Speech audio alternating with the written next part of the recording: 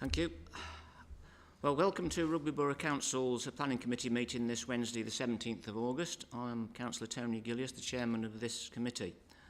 The meeting is being web streamed to the public through the Council's YouTube channel. During the meeting, when asked to speak, please use the push to talk button on the microphone in front of you. This will allow the camera to pan in your general direction and for everyone to hear you. Before we begin the formal agenda, I'm obliged to read out the following fire notice. There is no fire drill scheduled in the building this evening.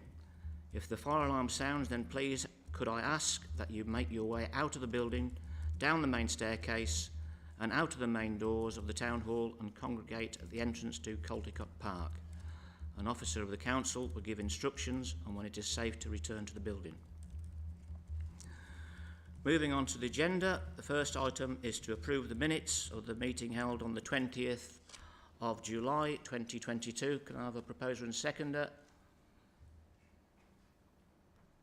Proposer Neil Sanderson, seconder Bill Lewis, and all those in favour please show. That's unanimous. Thank you very much. Second item is apologies for absence. Do we have any apologies for absence? Yes, Chair. So we have apologies from Councillors Slinger and Eccleston, and their substitutes this evening are Councillors Mystery and Mrs Timms. Welcome to those councillors. Move on to declarations of interest. To receive declarations of interest as defined by the Councillors' Code of Conduct for members, non-pecuniary interest, and I'll start myself by application for consideration items 1, 4 and 5 on the agenda. Councillor Willis. Item 6 on the agenda, Chair. Sorry, Councillor Wilson. Item 6 on the agenda, Chair, R220500. And my reasons because I'm a ward councillor.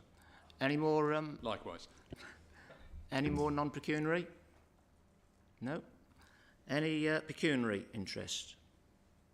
None at all. And notice under section 106, Local Government's Fine Act, non-payment of community charge or council tax, and we're all clear on that. Okay, thank you. Before we move on to item number 4 on the agenda, which are items for consideration, may I say that item 6, which is the site visit at Bailey's Lane, has been deferred, and Sarah will give us the reason why. Thank you, Chair. Just to confirm that there was a ownership certificate received late on during the application, and there's a procedure requirement to reconsult before we can determine the application to ensure our processes are correct. So the application will be deferred to a later meeting just to ensure we can get that full consultation in. Thank you. Let's just run over the rules for speaking before we move into the first item that Sam's going to present. The order in which each item will be dealt with, the planning officer will speak first and present the application, the representatives for the objectors, the applicants, and then the ward councillor if one is present. Each will be invited to speak. After each speaker, committee members will be asked if they have any points of clarification from the speaker. Any ward member or councillor who speaks on an application as part of a public speaking process shall leave the meeting once all speakers have completed their presentations relating to it. Members of the committee will then go into debate on the application, asking relevant questions of planning officer if necessary, and then a formal recommendation will be made and voted upon. The rules for public speaking. Speakers will have 3 minutes to make their presentation. They'll be warned by a short alarm when they have 30 seconds left, and then a further alarm will sound when their time has expired. Their presentation should then be brought to a halt, and no extra time will be allowed.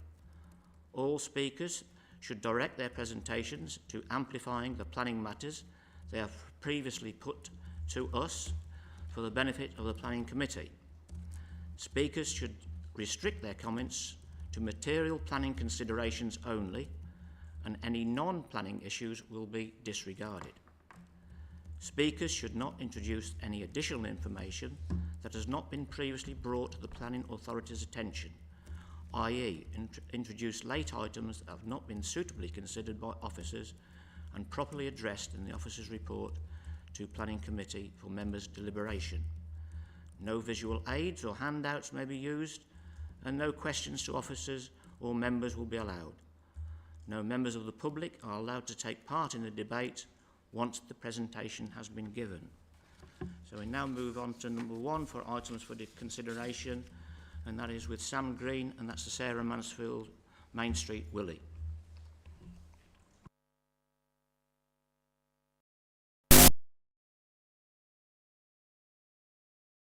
This presentation is for application R220012 at the Sarah Mansfield on Main Street in Willie, which seeks full permission for the use of the first floor of the public house as letting bedrooms and the erection of 2 dwellings in the rear car park. This application is being reported to Planning Committee in accordance with paragraph 5.23E, which requires applications that have received 15 or more letters of objection to be referred to the Planning Committee for determination. The application in question received 20 objections. Prior to this application, there have been previous planning applications on the public house and also an attempt to list the public house as an asset of community value, which was appealed and removed as of the 9th of July in 2021.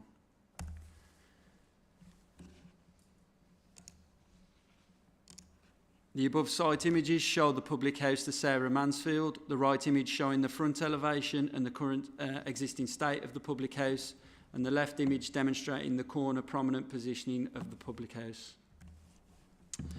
The aerial image demonstrates the overall variance in pattern of development with no consistent building line, the prominence of the public house on the corner on Main Street, and the overall scale of the rear of the site, which is to be used for the proposed dwellings. I would also like to highlight Star Cottage, which is the neighbour in closest proximity to the development. The original proposal was in pursuit of 3 dwellings.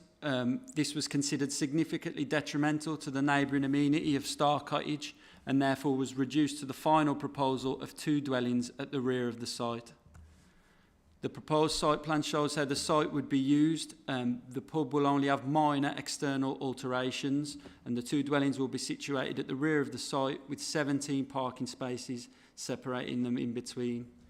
The rear amenity and bin stores are located in a southern position here to the proposed dwellings. The proposed semi-detached 2-storey dwellings would feature front gabled porches and front and rear facing windows. Internally, the ground floors would serve 2 bedrooms with associated bathrooms and the first floor used for living space and kitchens. The proposed materials are stated to be facing brick with limited details provided in the application form or plans. If this application therefore were to be approved, it would be of recommendation to secure submission of these details via a condition. The proposed plan for the Sarah Mansfield is to retain the function of the public house on the ground floor and alter the first floor to 6 proposed bedrooms with ensuite bathrooms. There would be a new window added to accompany these changes. There were 20 written representations received. The main themes throughout the objection was that of insufficient parking and the potential increase in inconsiderate parking through the village of Willie and the potential for highway incidents, as well as the deliverability of the proposal, which is indicated to be staged with the dwellings built first, and therefore the objections from a standpoint of protection of the public house and the communal importance of the public house. The sustainability of location was also a common theme, as well as lack of amenity space, pattern of development, loss of light and noise, which were also highlighted. The key considerations are the principle of development. The application is located in the rural village of Willie and therefore development is permitted within the existing boundaries only, including the conversion of existing buildings where national policy permits. The local plan does have policy HS3, which has the purpose to prevent proposals that would result in a significant or total loss of a site or premises currently or last used as a public house. In assessment of this, as a core function of the proposal is that the public house remains as a public house and in fact would be renovated from its existing state, the principle of this aspect of the proposal is considered acceptable. The other main theme was the deliverability of the proposal. This proposal is to be judged on its own merits as submitted, and therefore the deliverability would not be considered as a reason for refusal. The other main theme and the highway consultation was done by the leading highway authority, who originally took a stance of objection to the proposal. This was due to inadequate dimensions of the parking spaces provided and the potential to lead to on-street parking, which due to the locality would likely be inconsiderate and in turn dangerous. The applicant then submitted a more detailed technical note, which was subsequently assessed by WCC Highways, who retained a stance of objection, this time due to substandard dimensions of the proposed parking spaces. The applicant finally submitted a further plan addressing this, resulting in the Highway Authority taking a stance of no objection, subject to a condition which requires the development is not occupied until the space for parking of cars is provided and a construction management plan also provided. Therefore, this proposal is not considered to warrant a refusal on highway grounds. In terms of the character and design, the only proposed changes to the public house are a first floor window and a new door to the ground floor. These changes do not significantly impact the aesthetic of the public house and do not feature in a prominent location and therefore are considered acceptable. In the original 3-dwelling submission, there would have been a large blank elevation which faced both the street and the residential amenity of Star Cottage, and this would have been considered a significantly detrimental design. The amended 2-dwelling proposal does reduce this impact, however, is still considered a significantly detrimental design due to the introduction of an incongruous development having a detrimental visual and overbearing impact on the neighbouring rear amenity space of Star Cottage. The application therefore would be determined to be contrary to policy GP3. The floor space provided for the occupiers of the proposed dwellings would also not meet national space standards.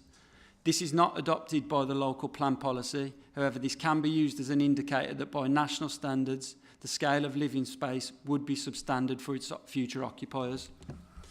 The amenity space provided would also be considered contrary to paragraph 120 of the National Design Guide, which states that well-designed homes and buildings provide internal and associated external spaces that support the health and well-being of their users and all who experience them. The lack of appropriate and well-designed amenity space, in combination with the substandard provision of floor space for the occupiers of the dwellings, would be considered detrimental to the overall function of the design and detrimental to its occupiers. Policy SDC1 further states that proposals for housing will not be permitted near to or adjacent a site where there is potential for conflict between the uses. In the case of this, such proposals must be accompanied by supporting information demonstrating that the existing and proposed uses would be compatible and that the proposal has addressed any potential effects of the existing use on the amenity of the occupiers proposed. The proposed site aims to serve as a public house with letting rooms, 2 residential dwellings with accompanied amenity space, and a car park at a suitable standard for all users and occupiers. It is not determined that the mix of the residential dwellings and a public house are not compatible in principle. However, the impact that the existing use of the potential restored use of the public house and the need for adequate parking would have on the future occupiers of the proposed dwellings is that of a substandard living space and outdoor amenity space which is constrained within the submitted proposal by the size of this site.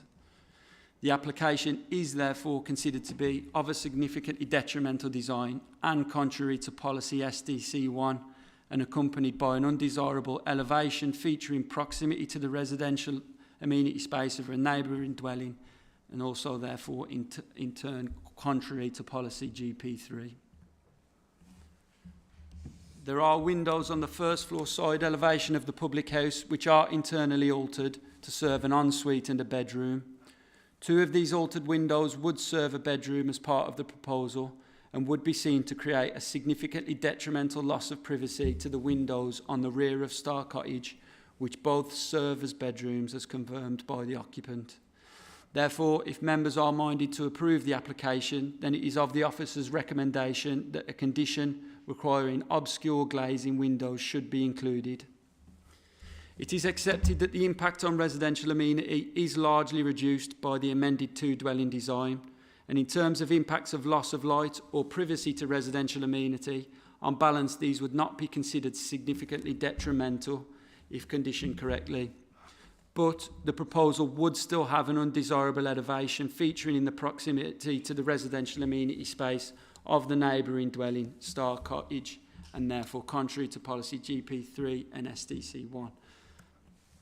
In terms of technical consultations, Environmental Health were consulted on the application and had no objection to the proposal, subject to conditions requiring the submission and agreement with the local planning authority of a scheme of works detailing on-site measures to meet air quality standards, a noise assessment, and an investigation into potential contamination of the land and remediation scheme, as well as the construction management plan also suggested by WCC Highways. Warwickshire County ecologists highlighted that the site has no specific nature conservation designation and therefore had no objection to the proposal, subject to a condition requiring bird and bat boxes being included in the fabric of the buildings to ensure a gain of biodiversity as part of the development.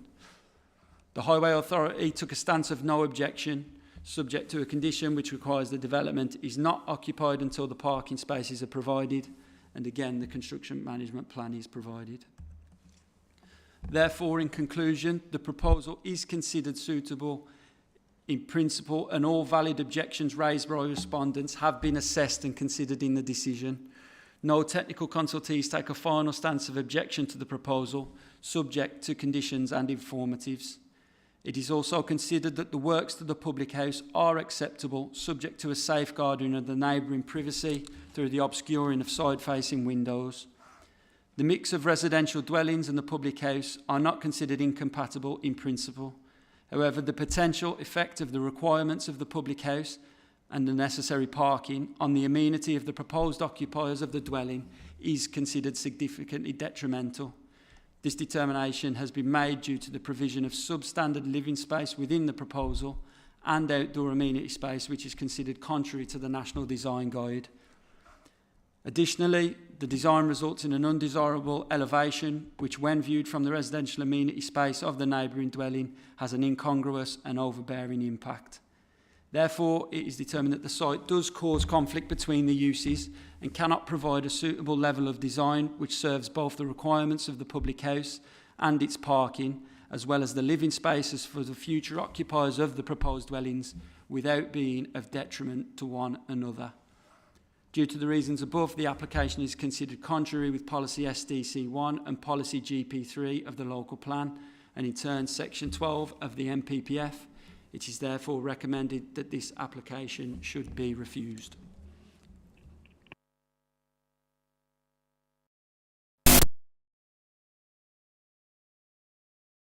The officer for his report. That's a very good report indeed, and we do have speakers on this evening. And for the objector, we have Alison Wright, who's the clerk of Willey Parish Council. Thank you, Chair. This two-part application is an inappropriate proposal for the village and does not meet with the local plan policies SDC1 due to the conflict of the two uses, commercial and residential, or GB3 due to the impact on Star Cottage.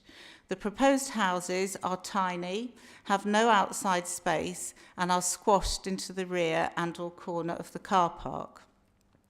These are not in keeping with the village nor with the National Design Guide.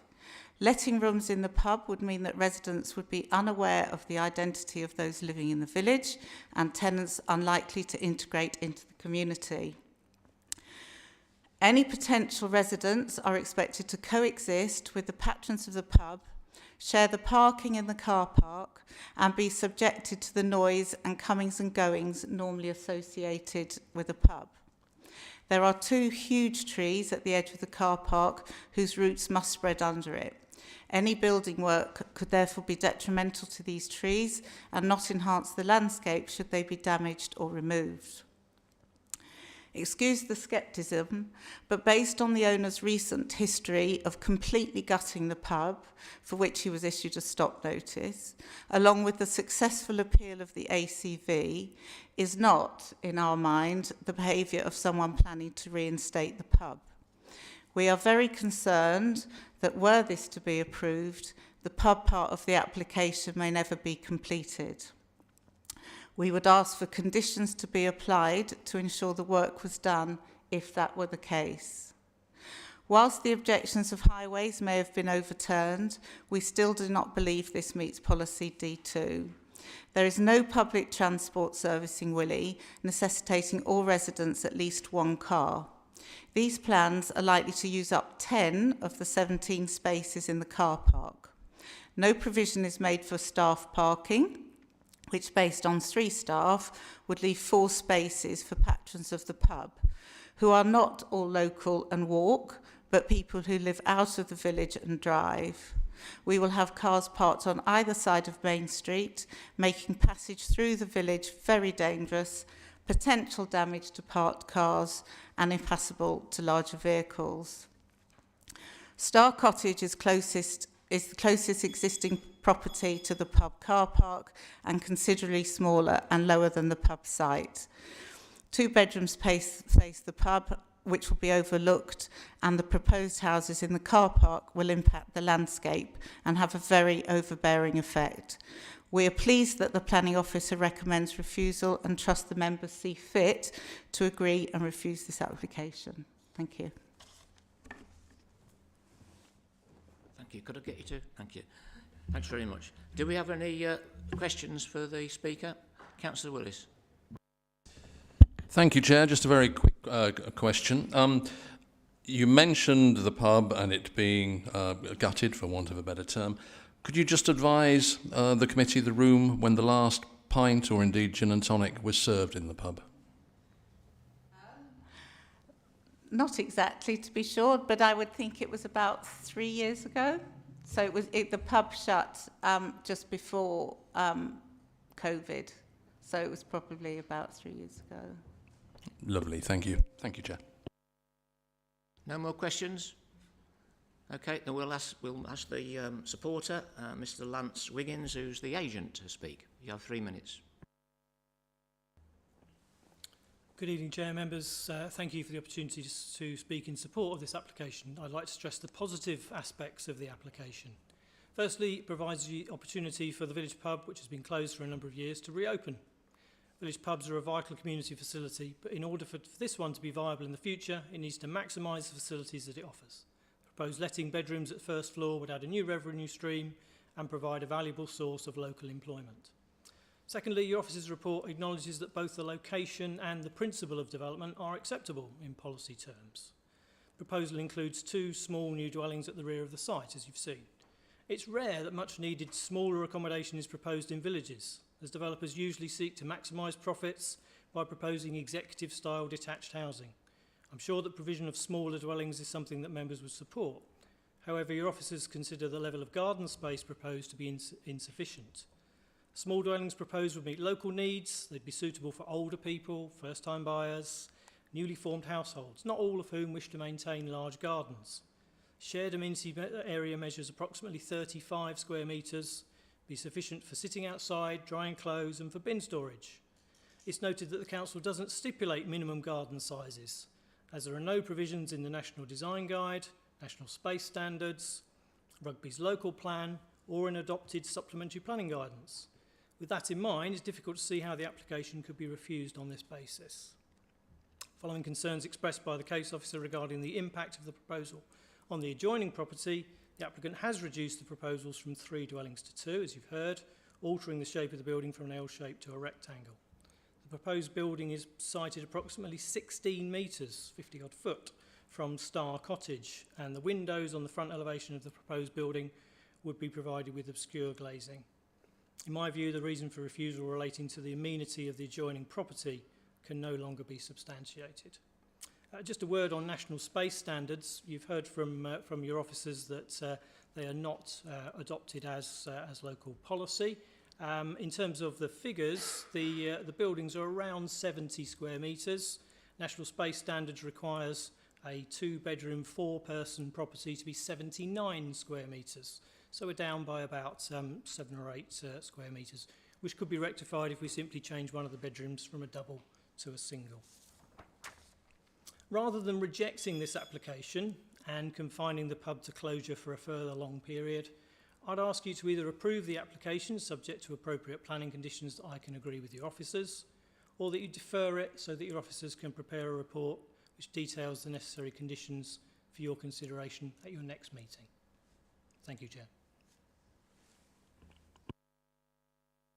Have we got any points of clarification to the Speaker?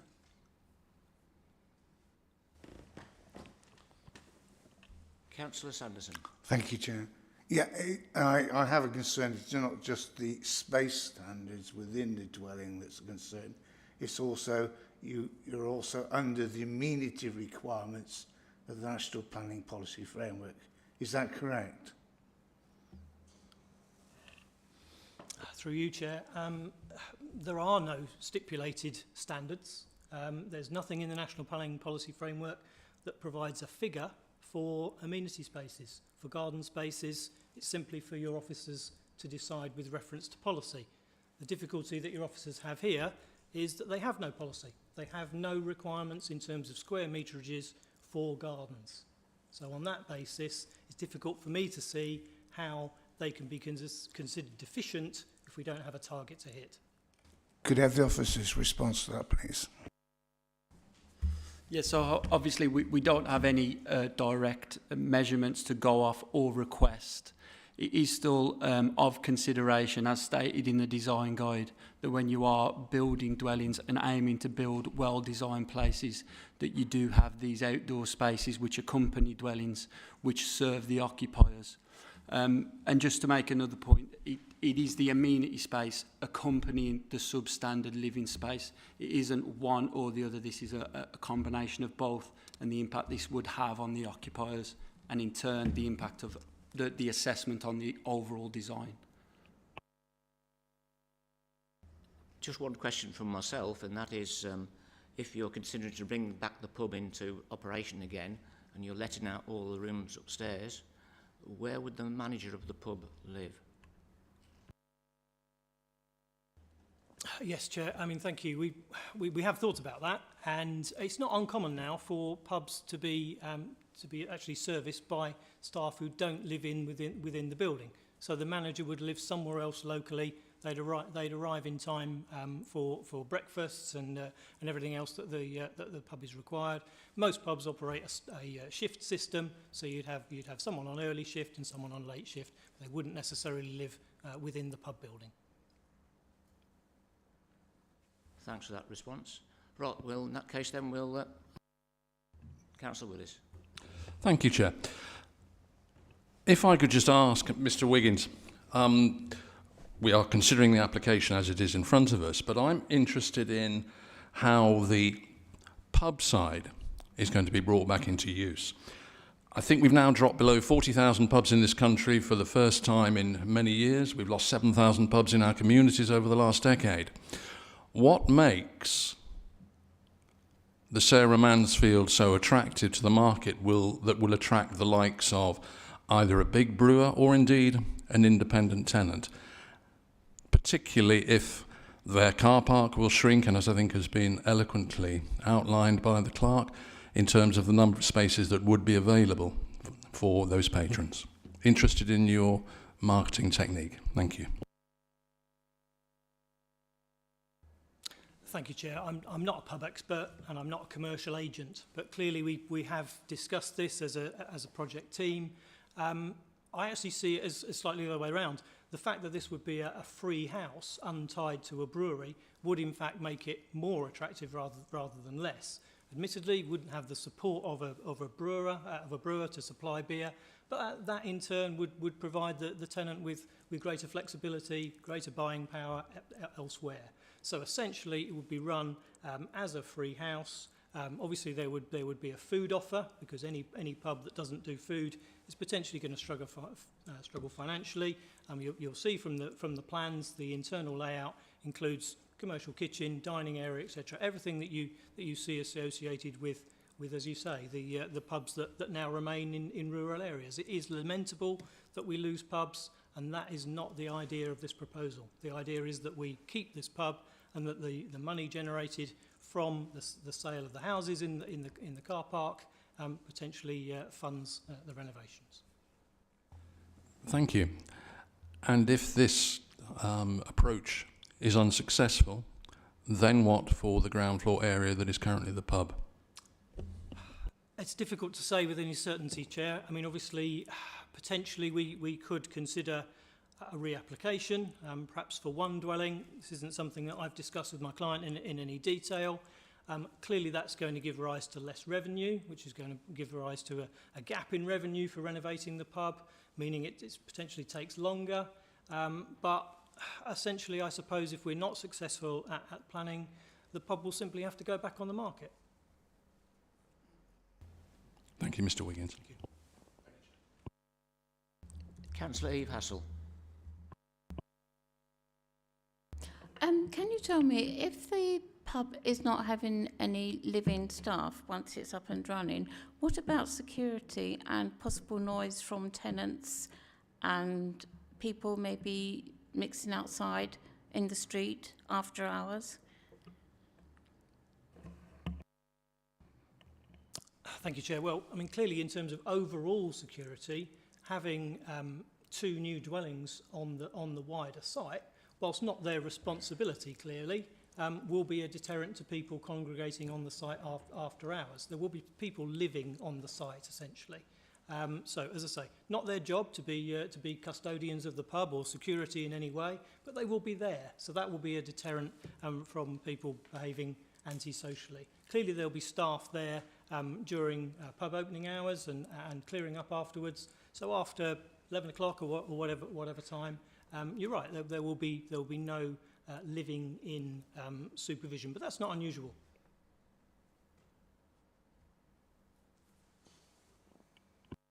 Right, have we got any more questions, or can we move into debate? Okay, we'll move into debate then. Have you got any speakers?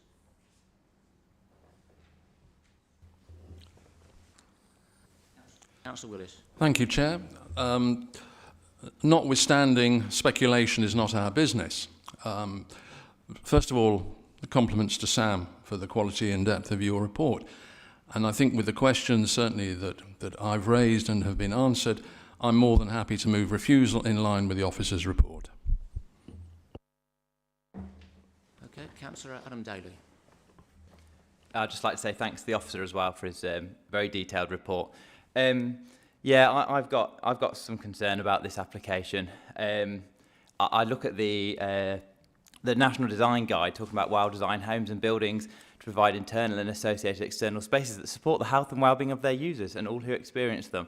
And I struggle to see how that can happen at the end, at the bottom of a pub car park which is going to be used for six lettings as well. We've talked about the concerns about staff parking. We've talked about as well the detrimental visual and overbearing impact on the neighbouring near amenity space of Star Cottage. And for me, just as the officer's report states, I'd also support refusal. Are you seconding that proposal? I am seconding that proposal.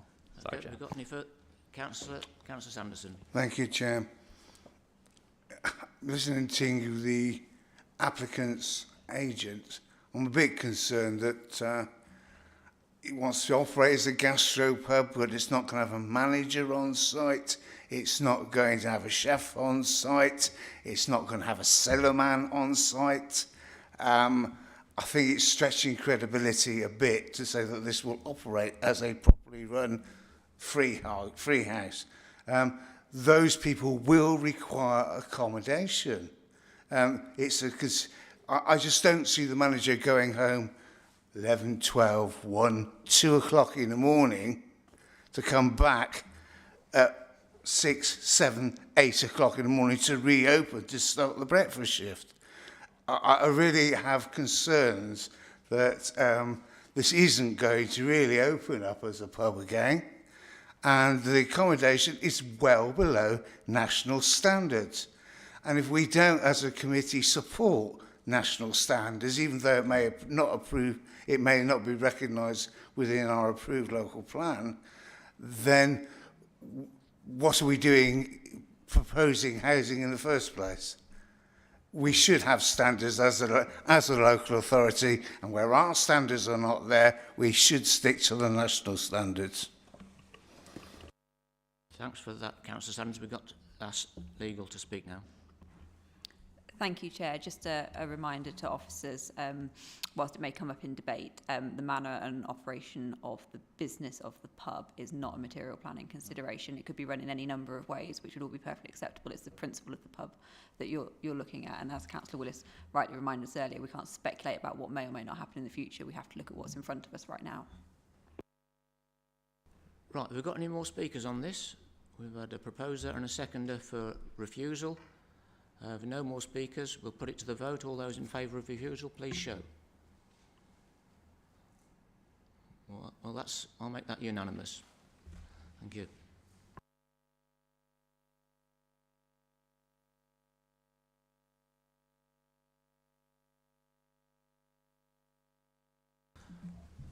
Right, we'll move on now to item 2 on the applications for consideration. That's with Ruth, and there she comes.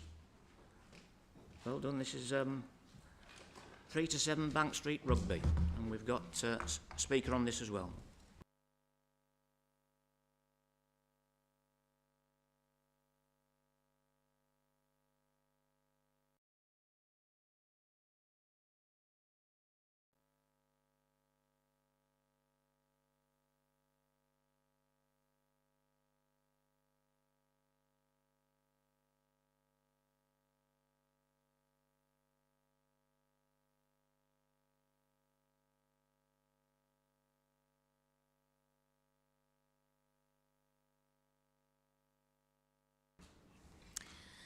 Good evening, Chair. Good evening, everyone. Since publishing the report, there's been an update that the address for application 0470 is actually number 9. But as the site location plan is correct and site and press notices have been completed, no neighbours have been prejudiced by the inaccuracy. So this is actually 2 applications, 0469 and 0470, that are being presented under one presentation because it's the same issues and in the same run of the building, but they've been put in as separate applications. Yes, Chair. I was informed right at the beginning of the meeting that we would have 2 presentations and the speaker would have 2 opportunities to speak twice. So Okay. if the speaker's okay for us to take both at the same time in one presentation, are you okay with that? I think if there's flexibility on the 3 minutes. Yeah, okay. Members happy with that flexibility? Yeah. I'm going to keep the 3 minutes pretty much anyway. Okay. But I do see them as 2 distinct applications. All right. Okay, I'll leave it to you then, Ruth.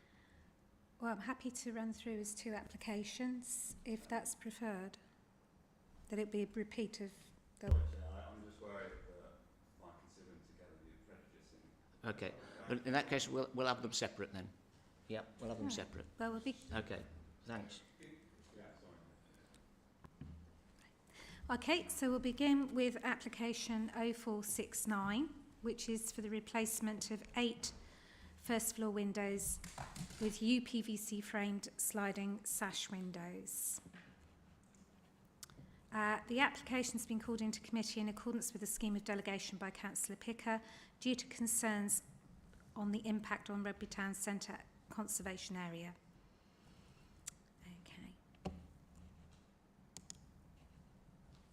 So this is the site location of the property.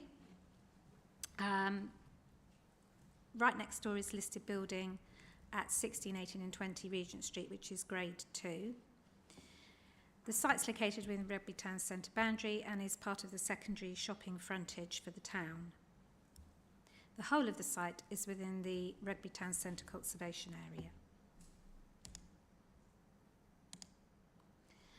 area. The conservation area appraisal identifies this building as an important unlisted building, which is this area of blue building just here.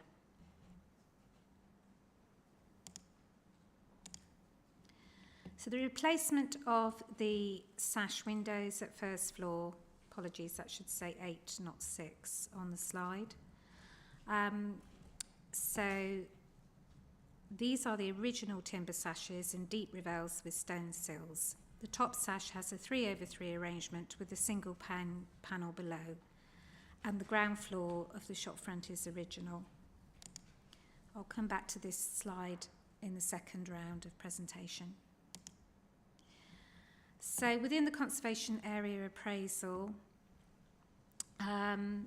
which is a designated heritage asset that covers the commercial and historic centre of the market town, the aim in a conservation area is to preserve or enhance not merely individual buildings, but all the elements which go together to make up a familiar and attractive local scene.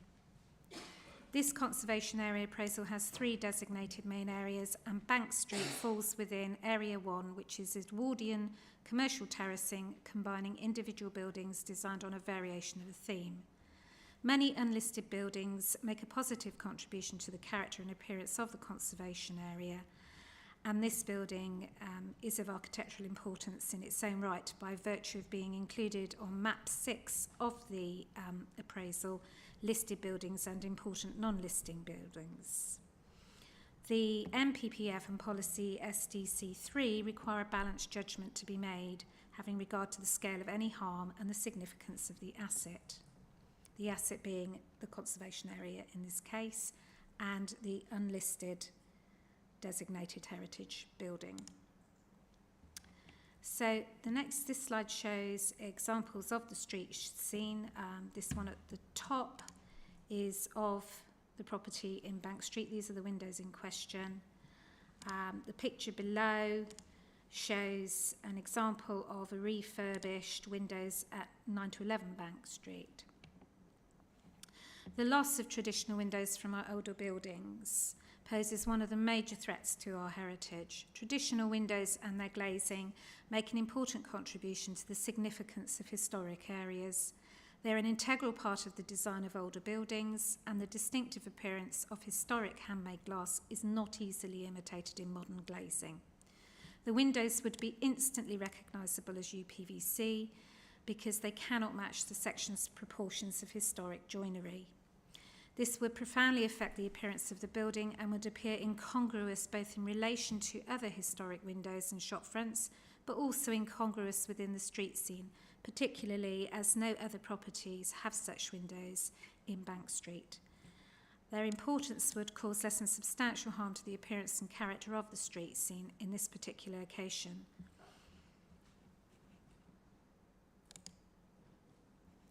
So, the principle of development is established. It's located in the Rugby town, which is the main focus for development.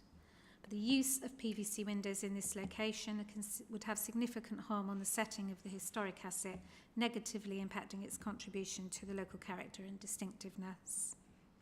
The removal of historic timber windows and their replacement would not preserve or enhance the character or appearance of the conservation area or the architectural detail of the historic building, causing less than substantial harm to the designated and non-designated heritage assets, which requires weighing against public benefits of the proposal. The public benefit of improved energy efficiency, as cited by the applicant, is not considered to outweigh the harm to the heritage assets. The recommendation is to refuse. Thank you.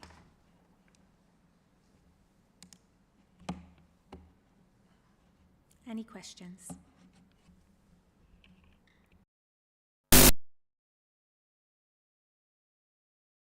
Okay, and we'll move on to the speaker, and then we'll ask some questions then. So we've got our next speaker, Mr. Ian Gidley, agent. Good evening. I'm sure members will be aware of the Carville family's retail presence in Rugby for almost 100 years.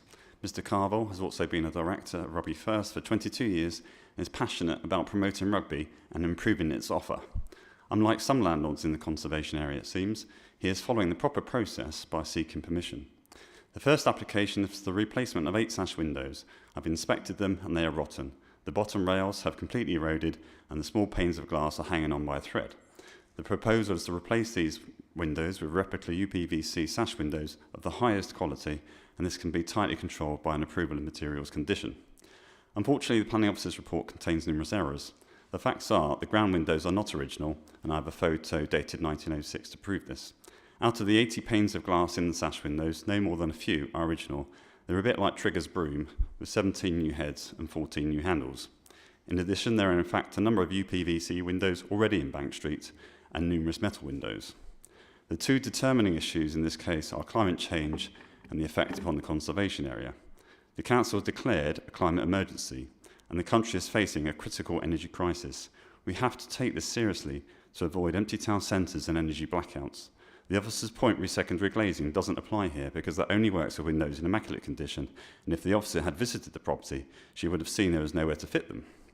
The energy savings there from the 8 sash windows proposed will be immense and should be afforded significant weight. In respect to the conservation area, the key issue to consider is whether there will be any harm to the conservation area. Whilst each application ought to be considered on its own merits, members will also be aware of the importance of consistent decision-making to maintain confidence in the planning system. On this point, the Midas Lounge was given planning approval for UPVC sliding sash windows in 2021, and the Robbins building extended to the half of one side of Henry Street is all UPVC double glazing granted in 2019. One can only judge harm against the context of the conservation area. On Bank Street, there are 14 UPVC casement windows plus top openers and 5 UPVC sliding sash windows. On Albert Street, numbers 10 to 30 are nearly all UPVC, and so are 13 to 15 opposite. Half of Castle Street is UPVC, and nearby on Regent Street, Clickers, Scallywags, Pizza Hut and Life Investments all UPVC. Given this, clearly 8 UPVC sliding sash windows of the highest quality, obscured by reveals, and the Jobbers Shiver Street in a less prominent building on the first floor cannot harm the conservation area. In fact, it will be a significant enhancement and save unsightly scaffolding every 3 to 5 years to maintain them. The latest UPV sliding sash windows are indistinguishable from well-maintained timber sash windows, hence why the planning officer missed them on Bank Street. I have to credit my foster son who spotted them. On balance, with substantial public benefits of reversing climate change and the significant enhancement to the appearance of the conservation area, it is considered and respectfully requested that permission ought to be granted. Thank you for your time. Right, have we got any questions for the Speaker? Councillor Brown. Thank you for that. It's a question about safety. So you mentioned that the glass looks as though it's hanging by a thread. In your opinion, is that a danger to public? Well, I'm sure the council solicitor will say it may not be a planning issue, but they need to be, work needs to be undertaken to those windows, either replaced or something else, pretty quickly, in my opinion, from the inspection that I took out on Monday. Councillor Lawrence. The question seems to be about UPVC over wood, as I understand it. There are, I believe, many retailers who offer wooden versions of this. Have you considered using wood rather than UPVC? Yes, the client has considered wood versions, and there's two main issues there. One is the cost, and again, although that's not a planning issue, he's an investor, he's got to decide whether he can afford that or not in that property. The other issue is maintenance. Wooden windows, I've installed them in my own house, double glazed wooden windows. They still require maintenance every 3 to 5 years, which increase in cost. And I believe the UPVC windows are also more energy efficient. But the main reason of my advice to the client is that when I've compared the high quality that you can source windows these days compared to existing timber sash windows, it's very difficult to distinguish, and that's why it was quite hard for us to go around and say, well, which windows are plastic and which windows are wood.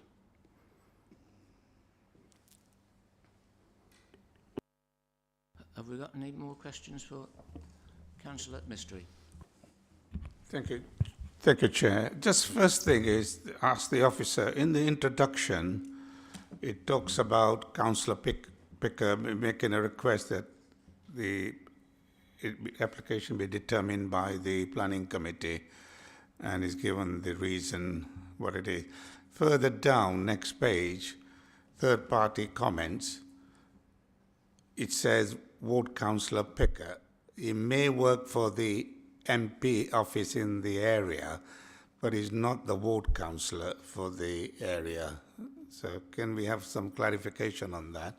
And two, my concern is, listening to the speaker, I would like to ask the officer, how come, and I know you mentioned it in your introduction, that all the other businesses have got away with the plastic, PVC or whatever you want to call it, windows.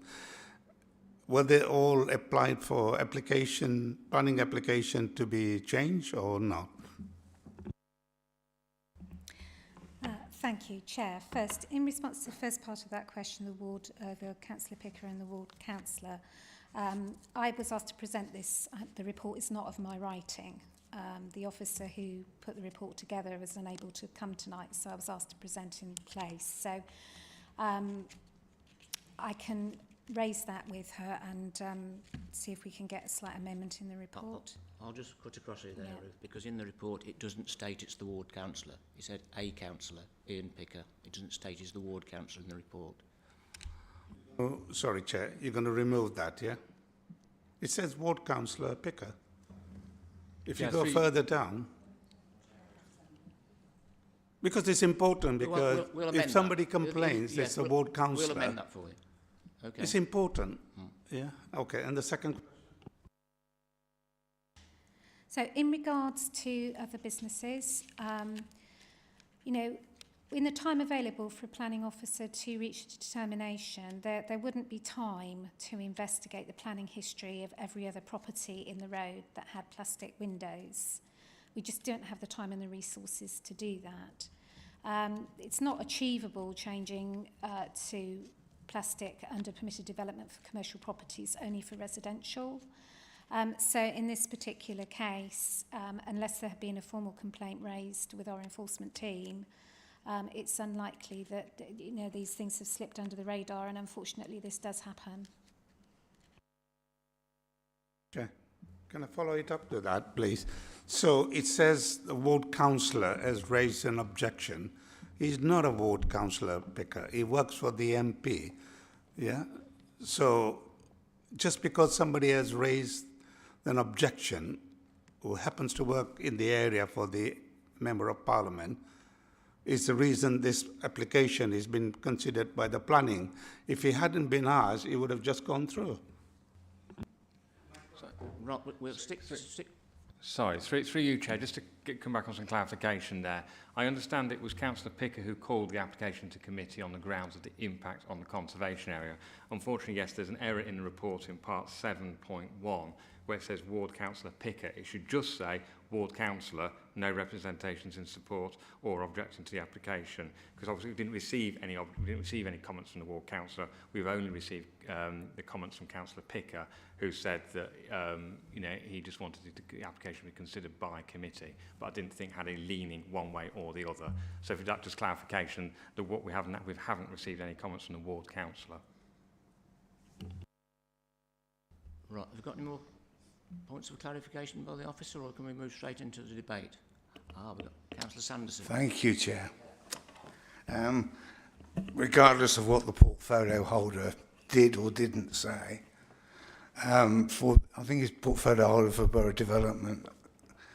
It is a concern that this is an important conservation area within the town centre. And I think the Victorian Society actually encouraged us to ensure the conservation area was maintained and listed wherever practicable. Did you look at other materials? Because I am aware the kitchen shop, for example, on Regent Street, which has much larger amounts of glass in the first floor windows, actually used thermal blinds as an alternative to putting in UV PVC, which the conservation officer at the time would have no measure with. So there are alternatives to UV PVC. For example, repairing the existing sash windows using thermal blinds as an alternative, which would be relatively cost effective. Did you consider that? Sorry, Chair, am I able to answer that question? Yeah, okay. I think it was mentioned before whether we considered wooden windows. I mean, in terms of repair, they're not economical to repair. I mean, they are so rotten, they've got to be replaced. Is there any independent report that confirms that? Well, it's my assessment as an expert. And I deal with listed buildings and conservation areas, and I've been a Charter Town planner for almost 30 years. In terms of, to answer the second part of the question, in terms of materials, as I said earlier, there are you can manufacture timber double glazed windows and timber sash windows. You can find replacements, but the question is, you're still losing, which I've said they're not original windows anyway. They've been patched up that many times and replaced. So in terms of the integrity, you're still changing the integrity of the building. You're still replacing the window, whether it's timber or whether it's UPVC. And also my advice to the client is, and the client's paying me to give him professional advice, and my professional advice is, well, there's prevalent UPVC sliding sash windows. They're of such high quality, you can't tell. And therefore, they should be approved, and that's my advice to him. Okay, we're going to move into debate now. So, have we got any speakers? Councillor Willis. Thank you, Chair. First of all, I think we should compliment the Carville family and Mr. Gidley for bringing this application forward. I think, as has been pointed out in the room, there are many examples in Rugby, including the Robbins building, where the work has been done without the necessary permissions. It is not our role this evening to enforce or not those issues raised, notwithstanding that has happened. I will admit I am a fan of heritage, whether it be building, bridge, window, and would beg to differ with point 8 in the planning statement, that the negligible harm caused to the conservation area is outweighed by the significant energy efficiency benefits, and therefore proposals comply with section 16 of the NPPF. I'm more than happy, Chair, to move for refusal in line with the officer's report. If it's required for both applications, I'm more than happy to do that, but I'm aware that colleagues may wish to also comment themselves. Okay, thanks for that. So you're moving refusal on this first application. Have we got any further speakers? Councillor Lewis. Yeah, it's a question, some advice actually. Although this application hasn't come within my ward, I have noticed that the applicant lives in my ward, and does that make it difficult for me to be involved? No? Okay, thank you. I'd just like to add a few bits from the chair. Certainly, I'm probably one of the only people that have worked in the construction industry since leaving school, and I've worked on many, many heritage buildings, Grade 1 listed buildings, and gone work with experts. Real craftsmen and tradesmen have done their utmost to maintain and retain the structure and integrity of a heritage building.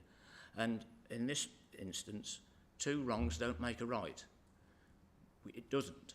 And just doing some simple research online today, you could find that a timber-made window can have much more insulation value than any UPVC window. And you could increase that integrity by double or triple glazed in those units, and rather than just an air in between the gap of the panes, you could have an inert gas which increases the insulation by at least 40%. So there are ways of doing it to maintain that aspect, that history and the heritage. And I know there's a bit more expense to it, but those materials are out there, and the experts are out there that can do that sort of thing. But, you know, bit by bit, I've seen a lot of our heritage disappear. I've seen it carted away in skips, and at some point, we've got to make a stand. And I'll second your proposal for refusal. Councillor Sanderson. Thank you, Chair. if you hadn't have seconded it, I would certainly have seconded it. It is an important conservation issue. We are losing too much. The Victorian Society actually asked our Cabinet to do more to actually retain conservation properties in Rugby and list more properties in Rugby, because we have a fantastic heritage of Victorian and Edwardian buildings. To lose them would be a crime. I would suggest that the applicant go away and look at those other materials. I thoroughly agree with you. There are other materials out there. There are other ways in which you can keep the internal parts of a building well insulated. I mean, they may not necessarily need double or triple glazing. I would point to you to the flats over the kitchen shop in Regent Street. That has thermal blinds, not secondary glazing, not single glazing, not thirds glazing. They use thermal blinds as a solution to keeping the heat into 8 flats. Thank you, Chair. Thanks, Councillor. Have we got any further speakers on this first application then? Okay, so we've got a proposer and a seconder for refusal. Please show all those in favour.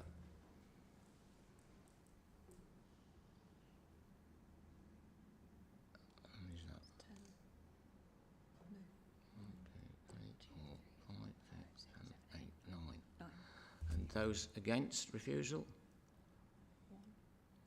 One. Abstentions.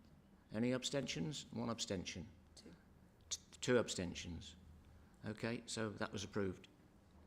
Or refused. We've approved the refusal. Right, okay. Right, it's you again, Ruth. Thank you, Chair.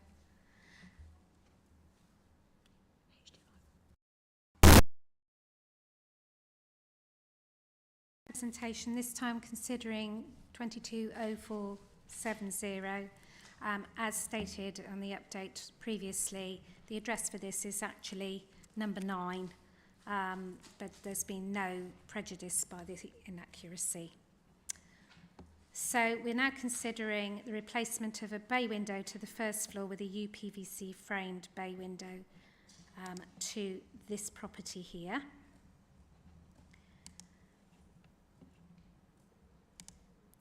So again, it's site location plan. The application is within the town centre boundary, and to the west is this Grade 2 listed building, 16, 18 and 20 Regent Street. This building is also considered to be an important unlisted building. As shown by the map of the Rugby Town Centre Conservation Area appraisal, the buildings in blue are the important unlisted buildings. So this photograph shows the frontage of number 9. It's in a different style to the other building. It also retains its original shop front, and it's seeking to replace this bay window, which is currently a large timber bay with 7 top lights, curved-headed windows below, and above this is an iron balustrade with a fleur-de-lis style gable, which has 4 windows with what appear to be leaded lights.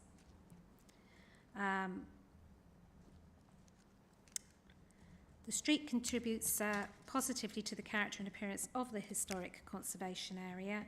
Just draw members' attention to the photograph in this slide of the existing window, which has this curved top to it, whereas the plain squared off frame is what is being proposed for the UPVC for this bay. So again, it's within the Area 1 of the character area of the conservation area appraisal for Edwardian commercial terracing, combining individual buildings designed on a variation of a theme. It makes an important contribution to the conservation area and, as stated, is considered to be an unlisted important building. So again, we have the street scene in Bank Street and an example of refurbished windows at 9 to 11 Bank Street. As stated before, UPVC windows cannot match the joinery of wooden ones, and their impact would cause less than substantial harm to the appearance and character of the street scene in this particular location. In addition, the bay window is on a building with a very attractive gable frontage with the Dutch fleur-de-lis design, and the harm is again considered to be less than substantial, and the public benefit of double glazing is not considered to outweigh this harm. So principle of development is established, and the recommendation is to refuse because it is considered the UPVC windows would not preserve or enhance the character appearance of the conservation area or the architectural detail of this historic building. Thank you.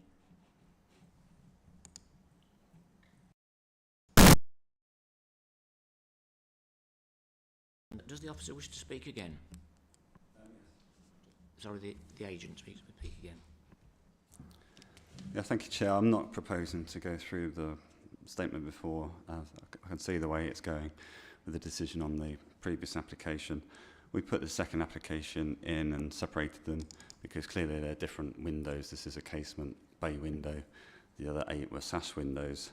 In terms of, what's being debated, there's no requirement in national guidance to say that they have to be timber windows. There's no mention of materials in national guidance.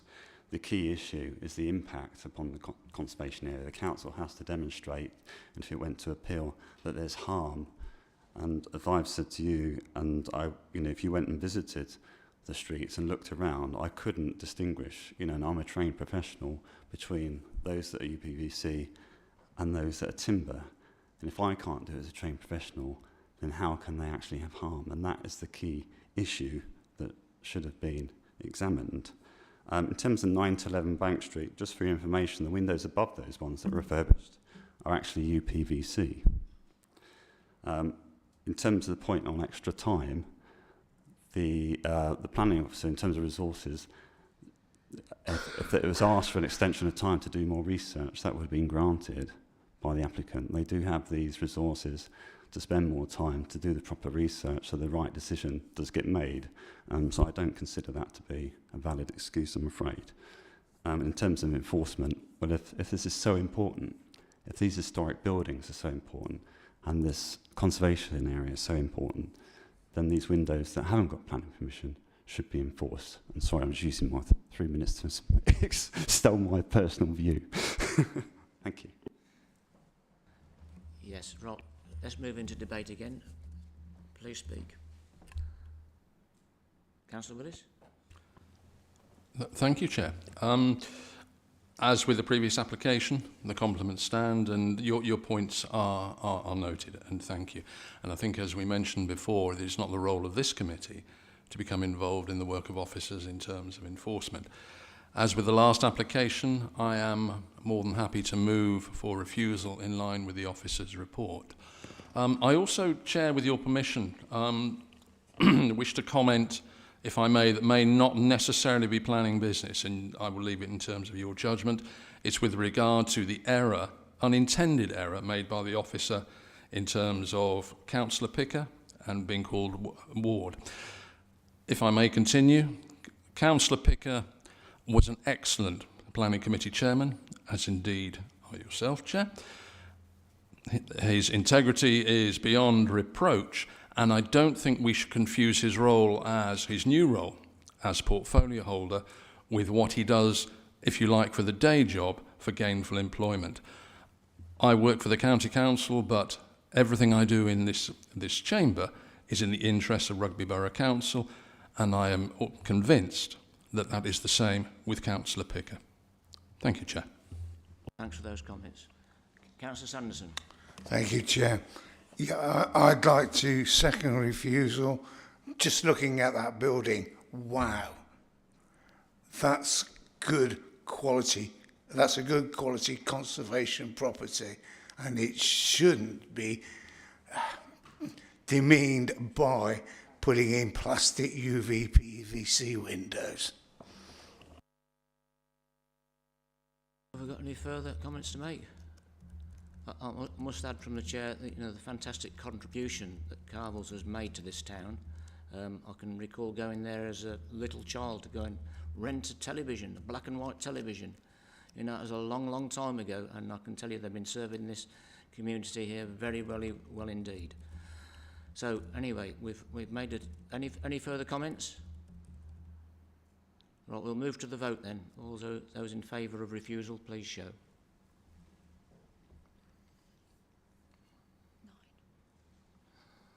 And those, please show.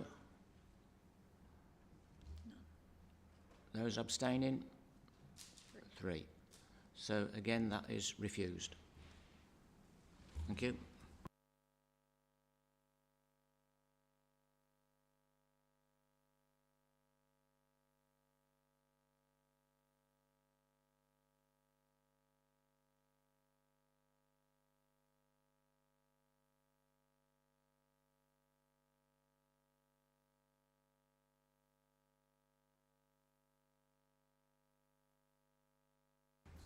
We've now got Chris Kingham presenting R22/0485.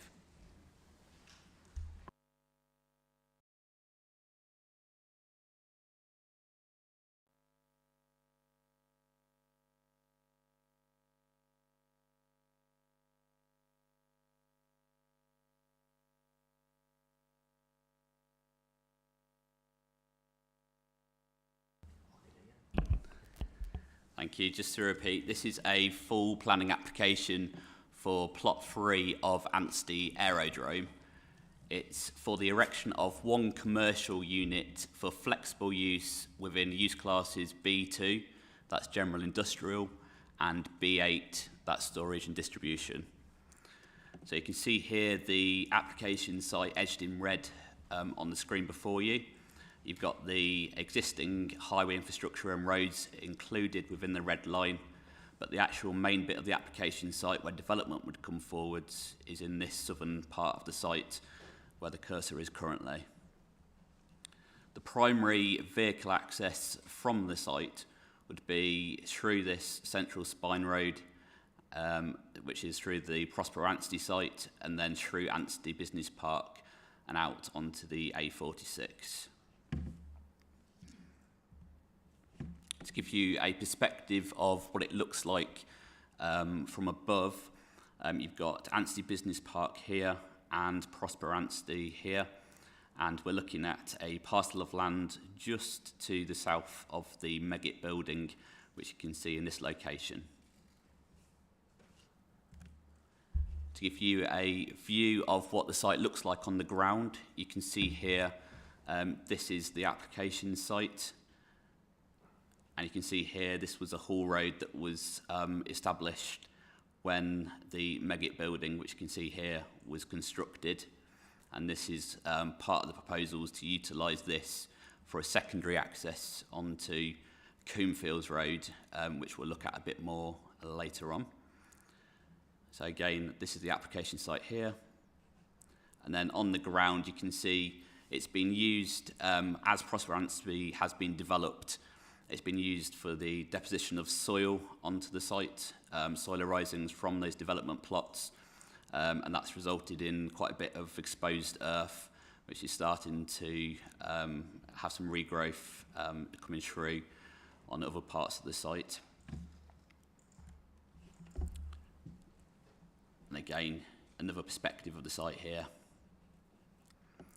This is a view of the new spine road that's been put in that forms part of the proposals to be utilised as that secondary access onto Coomfields Road. And finally, there's a view of the site here from the edge of Coombe Abbey Country Park. This is on the public right-of-way looking north towards the site. And the building that you see here is the Meggitt development. The application site's just in front of that in this location here. So in terms of the proposed site layout and how it relates to other development that's been proposed, granted plan permission and has been already built out, the plan on screen here shows that within that context. So you have the Meggitt building in this location here, the Rolls-Royce document storage facility here. You've got the recently developed Cadent gas headquarters in this location. You've got some development plots, 3 units being built out just on the edge of the site here. You've got plot 5, which is has an extant planning permission for a B8 development in this location. And then 2 other proposals which are subject to the next planning application that the committee will consider tonight. In terms of the actual development plot itself, it comprises of a large warehouse industrial unit with offices located on the eastern edge of the site. The parking facilities for staff would also be located to that eastern edge, and the HGV and service yard would be located in this part of the site to the south of the building. And there are 2 access points onto that spine road, just one there and one there. And this spine road leads down to Coomfields Road in this location here. In terms of the elevations, you can see it takes the form of a large industrial unit, and there are offices on this eastern elevation with more glazing. And to bring that to life a bit more, there's some 3D illustrations of how that would look once developed. And again here. In terms of the key planning issues that need to be considered by committee, the most important is that of the Greenbelt. So the site does fall within the West Midlands Greenbelt, but the site has been previously developed. It used to be occupied by Rolls-Royce and also part of the Anstey Airfield as well, historically. So the key issue to consider is the impact on openness, and in that respect, it's obvious that the proposal would result in development where no development has been located in the past.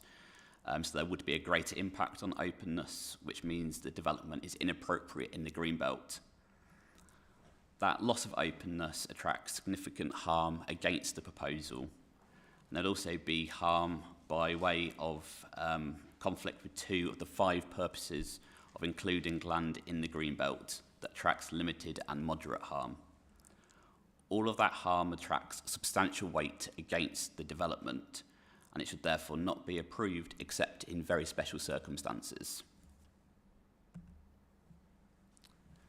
Now, one of the key considerations that need to be considered in this case is that the application site falls within the outline permission boundary.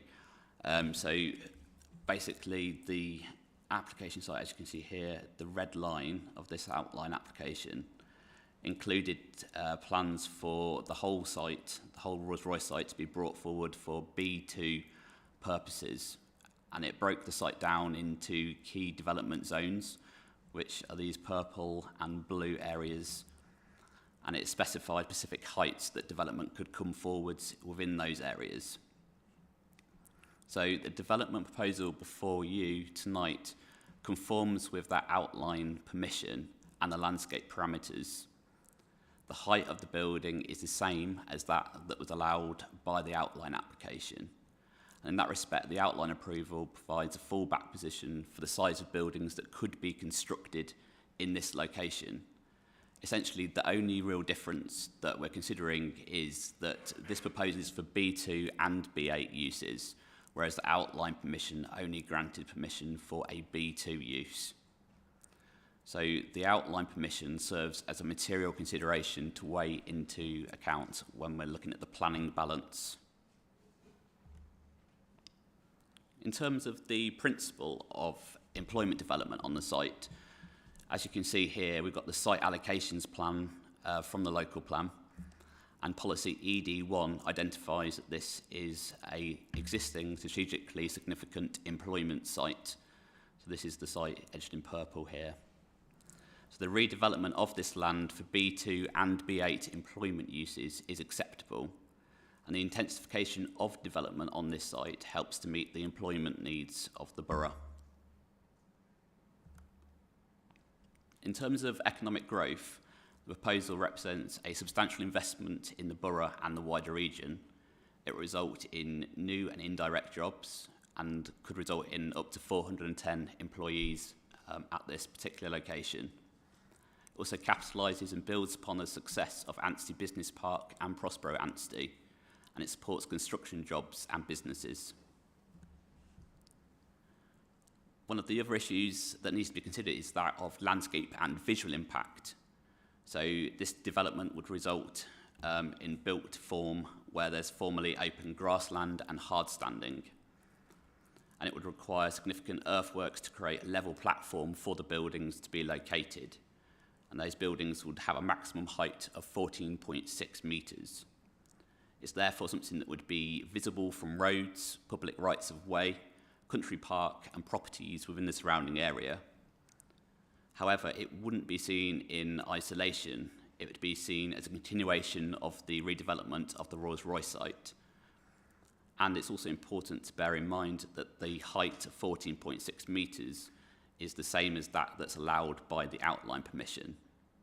Now, accounting for levels, the maximum height of this building would just be 10 centimetres more than that of the Meggitt development.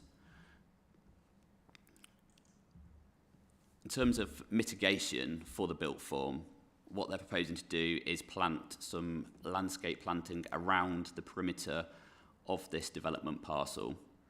So that's this woodland and structural planting to the perimeter here. But there's also already some existing landscape buffer planting that's been provided right along that southern edge there as part of the Meggitt development that came forward a number of years ago now. So in terms of how that could look, this is some landscape buffer mitigation photographs. It's a photo montage from the outline planning permission that shows the maximum heights that were allowed under that. And you can see here at year one, this is the building that we're looking at tonight, which would be highly visible on that edge from Coomfields Country Park on the right of way. But after a number of years, the landscape planting will mature, and you can barely just make out the ridge of that building just beyond that tree line buffer that's already in place, and will obviously mature and screen that further. See here, this is a view from Coomfields Road. So again, when it's immediately built at year one, it's obviously quite visible, but then over time, as the landscape planting matures, that gets screened from view.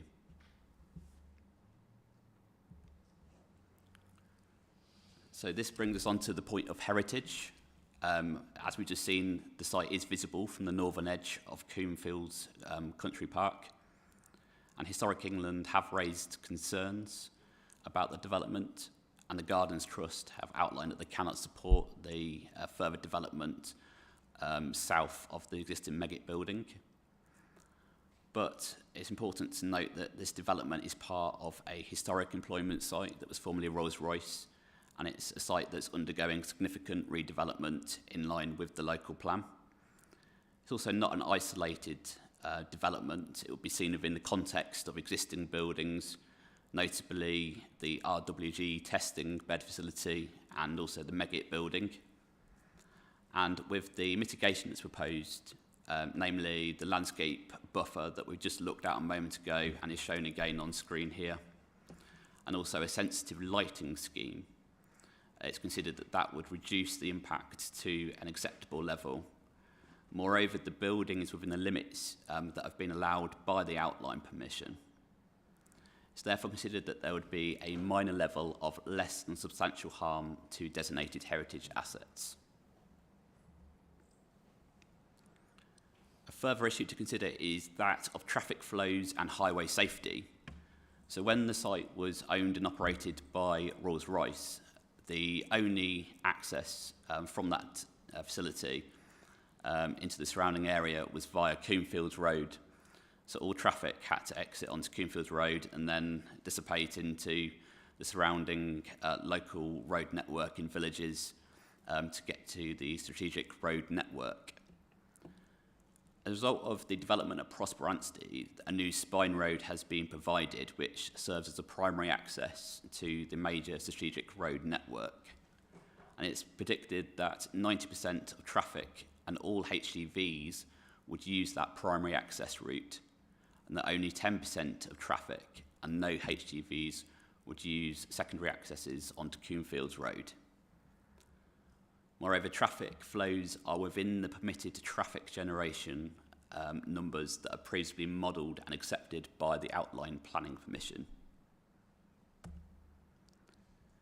To serve as mitigation for the impact on the major strategic road network, there would be an M6 Junction 2 improvement scheme that would require new signalisation and changes to line markings.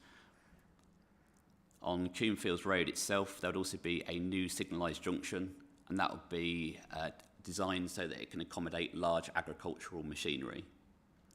There'd also be a freight management plan, and that would stipulate that no HGV access is allowed onto Coomfields Road, and that would also be supported by a transport steering group. There would further be a travel plan and car park management plan, and overall it's therefore predicted that there would be no severe impacts arising from this development on key junctions and surrounding roads. National highways and county highways have therefore raised no objection to the development. The other two critical matters to consider are that of noise. These are two issues that have been raised by the Parish Council. So that of noise, there are limits proposed on plant and operational noise emissions that would ensure that the impact to the closest dwelling would be negligible. These conditions have been discussed with Environmental Health, who have therefore raised no objection, subject to conditions 25 and 26 of the agenda. In respect of lighting, a lighting scheme has been submitted which has been designed in line with national lighting guidance and industry standards. There would be 0-degree tilt angle lighting, and the design would minimise light spill, glare and sky glow. Environmental Health are satisfied that this would be acceptable, and condition 24 is proposed to ensure that it would further be controlled by photocell and time clocks where possible, and it would also require approval of any changes of further lighting in the future. A range of other issues have been identified within the planning application agenda, and these can be considered further, but essentially there are no detrimental impacts for these issues subject to planning conditions. Which leads us then to the planning balance. In this case, harm has been identified to the green belt, and the scheme should not be approved except in very special circumstances. There's also been harm that's identified in respect of heritage, so it's less than substantial harm to designated heritage assets which need to be weighed against the public benefits of the scheme. In that sense, there are economic benefits that have been identified that carry very substantial weight in favour of the development. There are social benefits that again attract very substantial weight in favour of the development. And in respect of environmental impacts, the potential adverse impacts can be mitigated through planning conditions. It's therefore considered that very special circumstances exist to justify development in the Greenbelt. Public benefits outweigh the less than substantial harm to heritage assets, and this is particularly so when you consider the fallback position provided by the Outline Planning Permission that's on the site. And finally, it's important to note that development complies with the development plan for this area.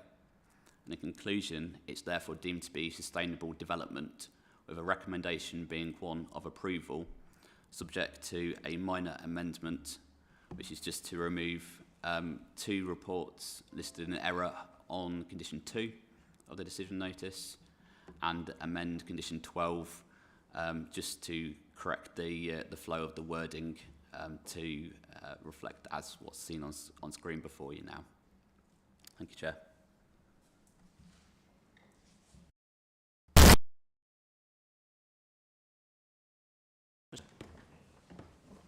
Councillor Sanderson. Thank you, Chair. The tree boundary, how wide is it? And is it a tree boundary? Because you just said planting. What I was thinking of is if you have evergreens on a site, they're very good at absorbing dust and particulate matter, particularly from HGVs. If you've got deciduous trees, they're good for ecology, but they don't absorb the dust and particulate matter that you get from the vehicles. So how wide is that boundary, and will it have a mix of tree types?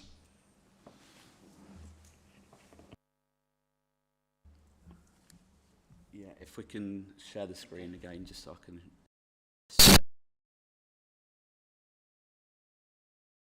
Buffer that's planted, so that's 20 metres deep along that southern elevation at its narrowest point, and obviously it extends further in places. A mix of different tree types are proposed, including the coniferous tree types and also tree types that benefit the biodiversity and habitats of the area. So it includes woodland and structural planting together with standard trees that give additional height. Like I said, that landscape buffer along here has actually already been planted and is establishing quite well already. And then there's further landscaping proposed within the site here that serves as an additional screening and buffer. Again, that includes ornamental trees within the car park area, some more, I suppose, trees geared towards the habitat and ecological way of doing things here, and then the woodland and structural trees, which include coniferous trees along the perimeter of the site around the edge. So it will be structural planting? Yes. Thank you.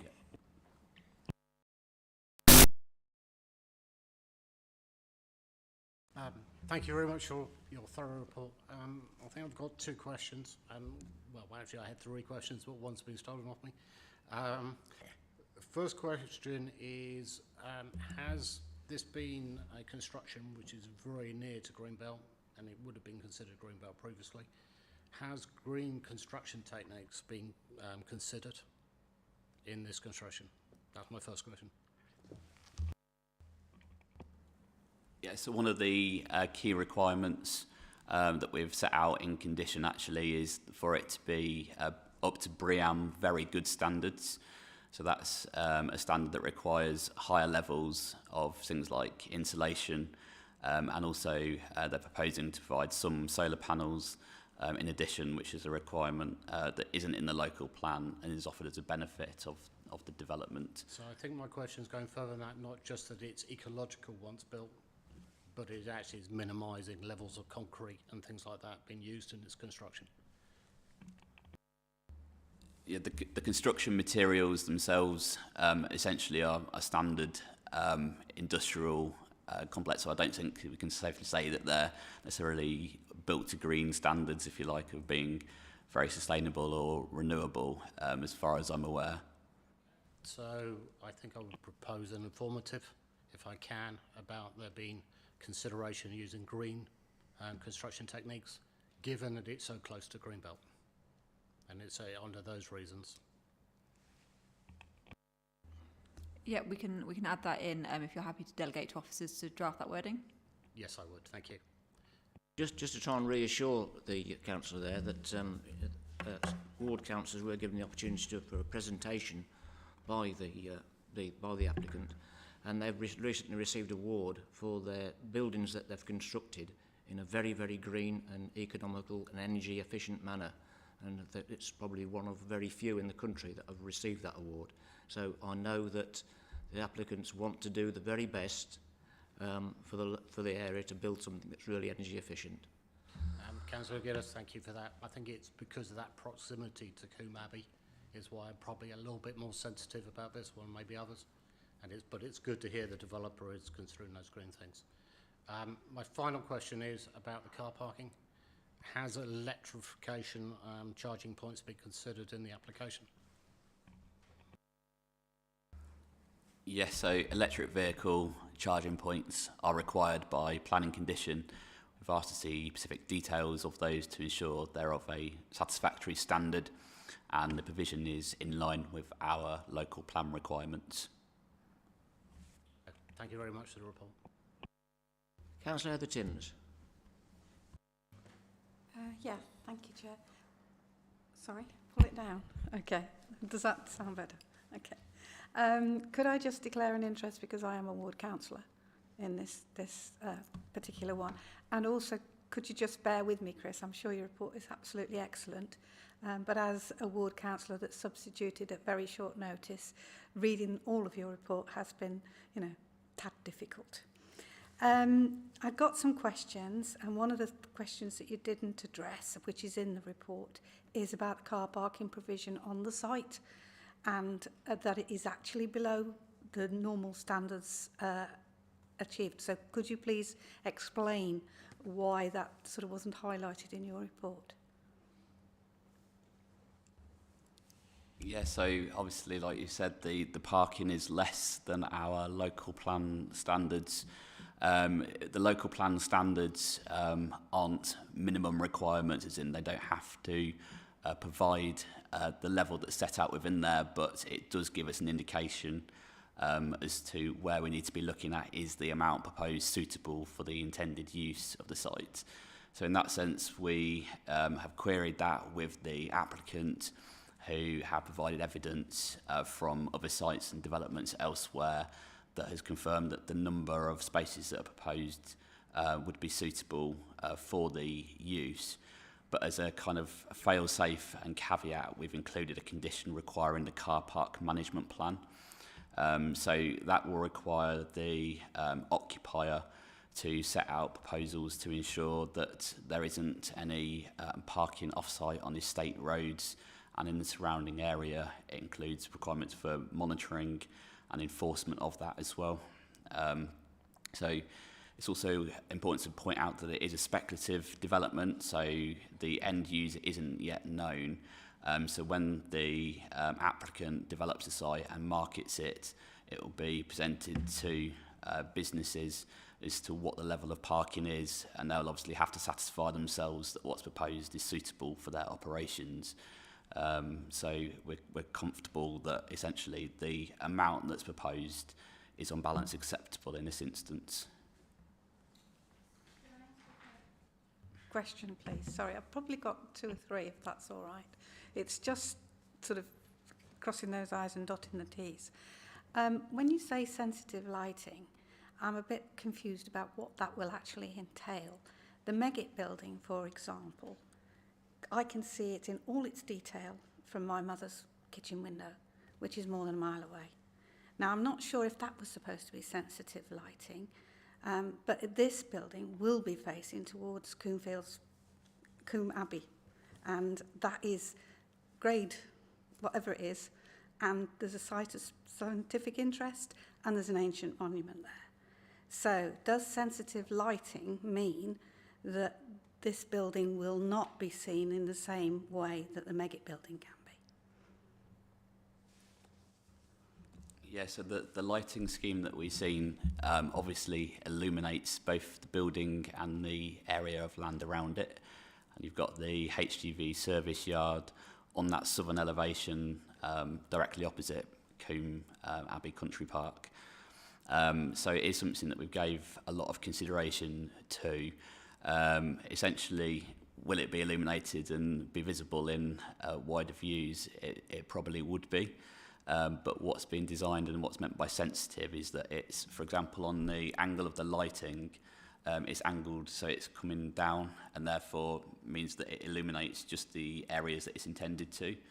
And what they've submitted with the lighting report is a lux level plan that shows essentially where any individual light on the site, where the light spill of that extends to, and it shows that the kind of development parcel itself would be illuminated, but there's no light spill beyond that into, for example, the Combe Abbey registered parks and gardens. It's contained as best as it can be on the site itself.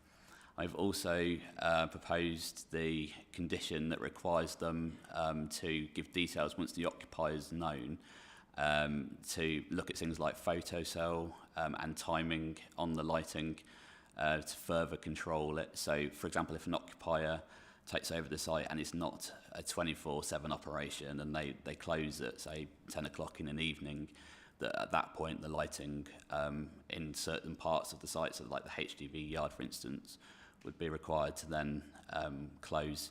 But that kind of level of detail will come at a later stage when the occupier is known. I'm not saying I'm entirely happy that there isn't an impact, or a detrimental impact, if you like, on Coombe Abbey from the lighting. And I would like a very close eye kept on that, because I do think, that is a real asset to our area, and this development shouldn't impact on it. The other question I've got is, you've got the reduced parking. What stops somebody parking on Coombefields Road and walking in? And how do you police those HGVs not using Coombefields Road? Because I'm struggling with that a little, especially if there's some major hold up on the M6.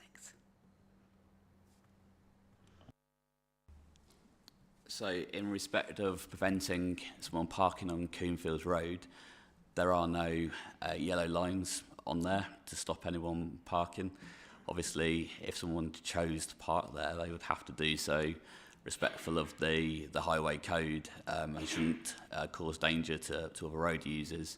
And in my knowledge of the road, it's kind of the form and the layout of the bends and the width of it.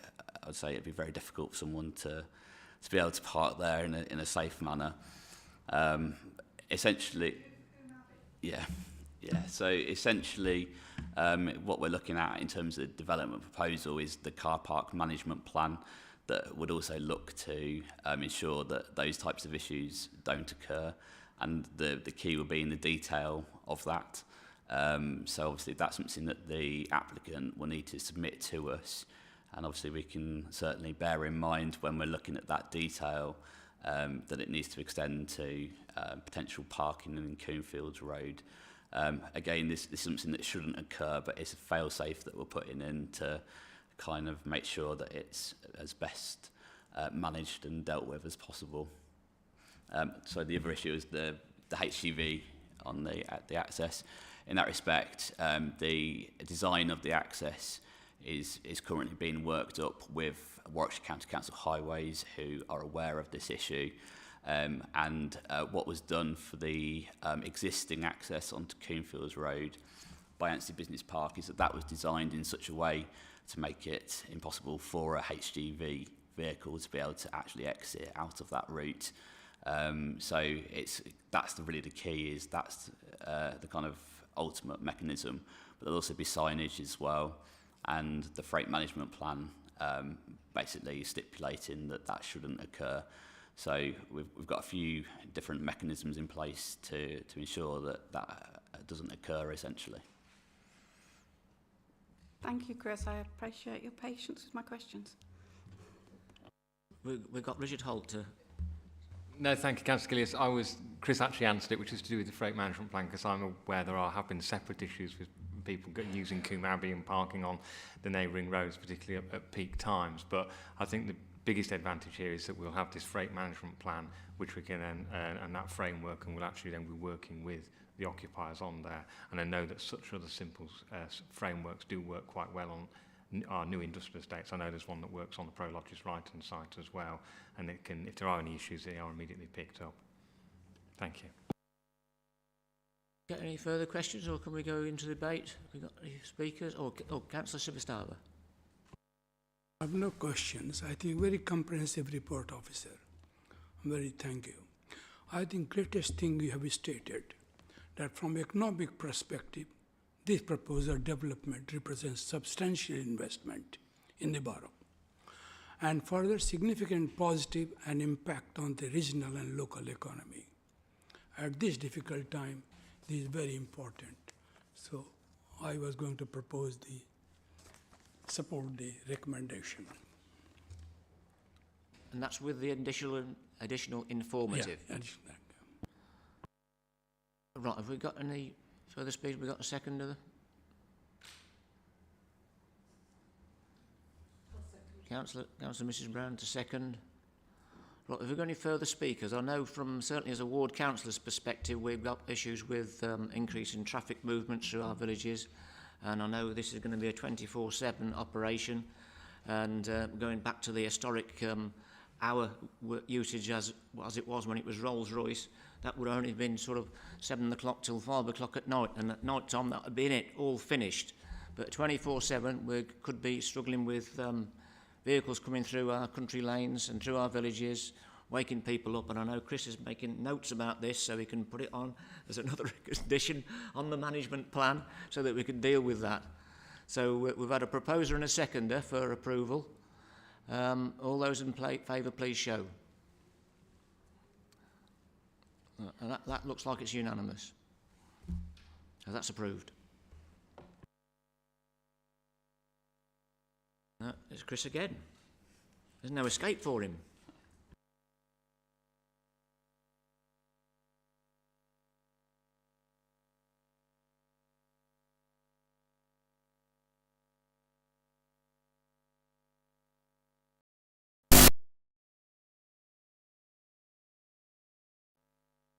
Okay, so there may be some repetition in this, but it is a separate development proposal. We'll do our best just to get through it and cover the same points again. But in respect of this proposal, which is for plots 6 and 7 of Anstey Aerodrome, again, it's a full planning application, this time for the erection of 2 commercial units for flexible use within use classes B2 and B8. And again, the primary access is proposed through the Spine Road, through Anstey Business Park. The actual development area of this site, though, in this instance, is in this area where the cursor is shown. And the plot 3 location we were just looking at is in this area here. So you can see it's just to the northwest of there. Again, just on the aerial view, you can see the application site edged in red. But on the ground this time, you can see it's quite different in appearance. So there's a lot of open grassland in this area. But there's also evidence of the former Anstey Aerodrome runway and taxiways. So you can see the remnants of that there. And there's also areas of exposed earth with hard standing underneath and vegetation like brambles and such like across parts of that area. In terms of how this proposal would fit in with both proposed, approved and implemented permissions, you've got the plots here. So this is plot 6 in this location and plot 7 in this location. The building here is owned by Rolls-Royce and still operated by them. And then you've got plot 5 here. This is a building that hasn't been built yet but has an extant planning permission to be built. And then just for context, this is the Meggitt building that we were considering in relation to plot 3 just a moment ago. So dealing with plot 6 first, you've got a large warehouse unit and the offices are proposed in this location on the northern elevation, and you've got the staff parking also to the north of that building, and then you've got a HGV service yard to the rear of the building, that's to the south. The elevations, again, fairly typical of an industrial unit, with loading bays on that southern elevation, and then you've got the offices that are located on the corner of the building here. To give you a visual perspective of what that could look like, this is the building here in 3D. Again, at the ground level, an impression of what the offices would look like. Turning to plot 7, again, a large industrial unit with offices on that southern elevation, and the parking area just to the west, and the same with the HGV loading area and service yard also to the west and just to the north of it as well. Again, that's the elevations. And in terms of how that would look, the illustrative visualizations, you can see here. So it's very similar in respect of the greenbelt issues, development on previously developed land, with it being a greater impact on openness and it therefore being inappropriate development in the greenbelt. So in terms of harm, you have significant harm from a loss of openness and limited and moderate harm to 2 of the 5 purposes of including land in the greenbelt, and that harm carries substantial weight against the development, and the scheme should not be approved except in very special circumstances. Again, the fallback position is provided by the outline permission. So obviously we're looking at a different part of the site to plot 3 this time. So we're looking at development in this area here. But as you can see, the development proposed was allowed by the outline permission to be allowed to be built on. And this time it was up to maximum heights that were different to plot 3.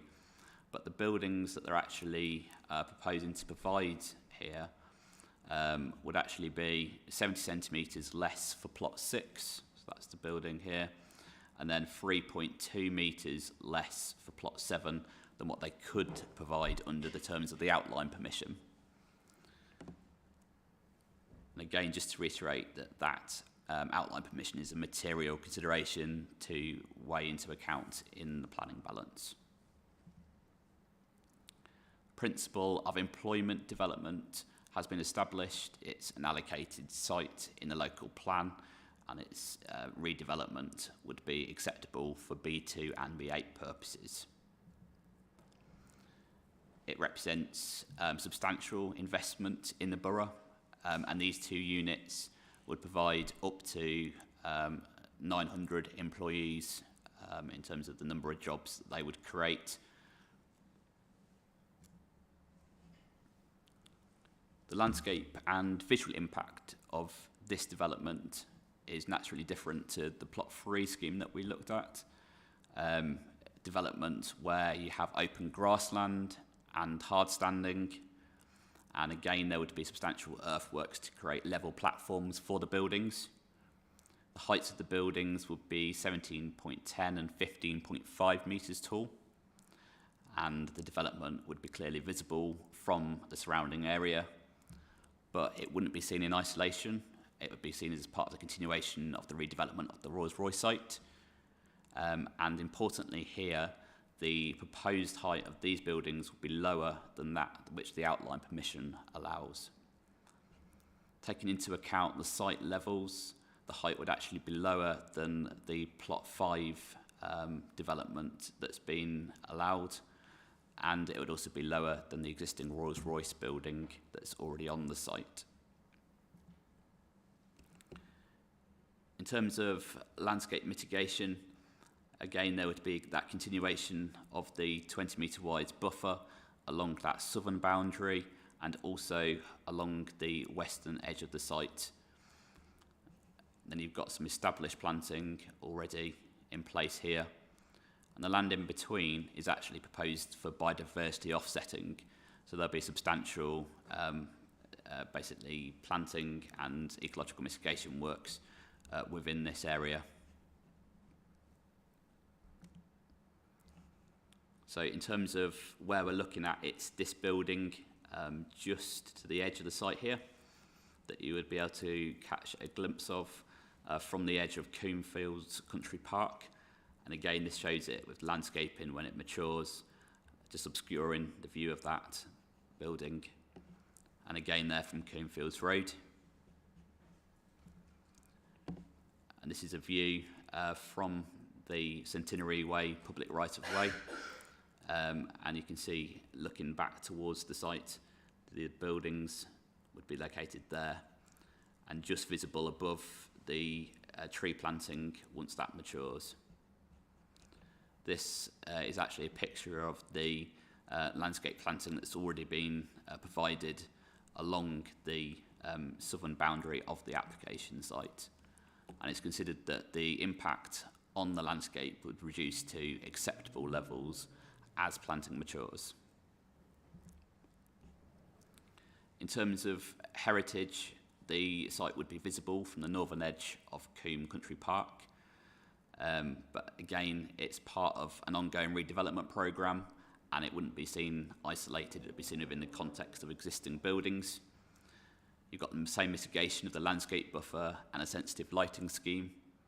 But in this instance, Historic England have actually raised no objection to the development, with it being sited further back into the site than the plot-free scheme that we were just looking at. Overall, we consider that there would be less than substantial harm to designated heritage assets. This site does differ in the sense that it contains some non-designated heritage assets though. So you've got the last remaining surface elements of the former Anstey airfield, and you've also got some ridge and furrow earthworks of post-medieval date located on the site. But both Warwickshire County Council Highway Archaeology even and Historic England have raised no objection to this development. The loss of these features has been accepted by the outline permission, and mitigation is being secured by ways of preservation by record, so that's historic detailing of these elements of the site. And there will also be some further trial trench works, as you can see here, located across the entire development parcel that will look at any archaeological remains that may be of interest within the land.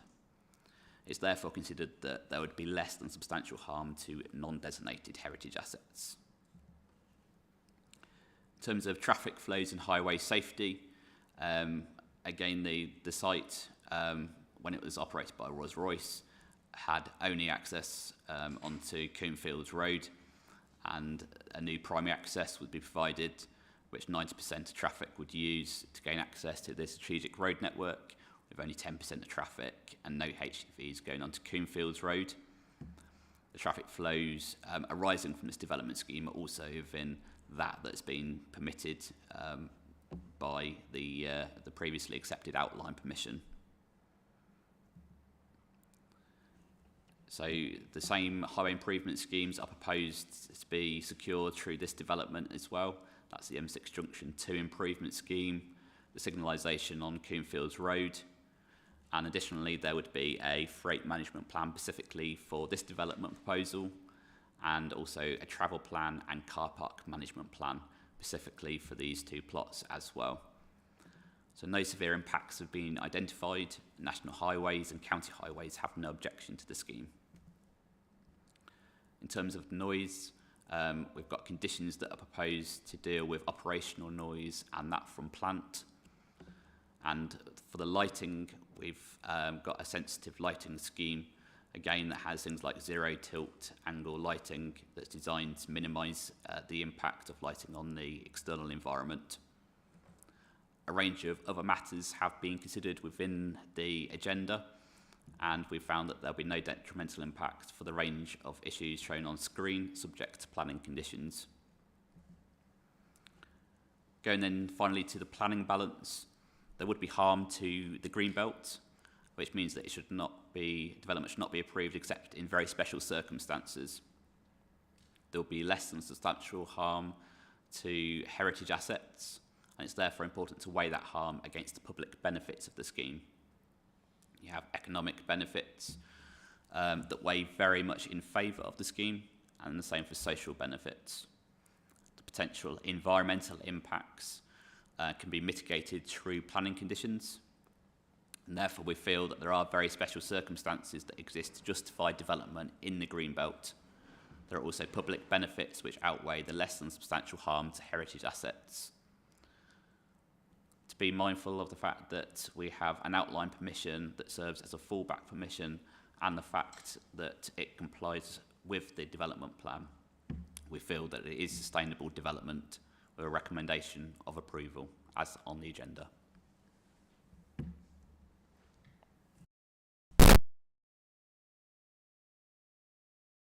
Have we got any further questions?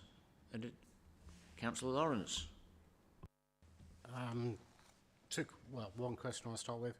I think, I forget which plot it is it plot 6, I think, has a large marshalling yard at the back of the property that faces onto Greenfield. Is that correct? Maybe the diagram up would probably help.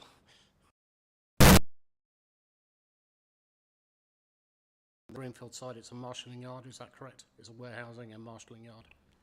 Yeah, so that's the HGV service yard and loading bays on the back of plot 6. Okay, so there will be presumably a reasonable space which will be brightly lit because it's got HGV operations going on and loading and warehousing, and that may be happening 24/7.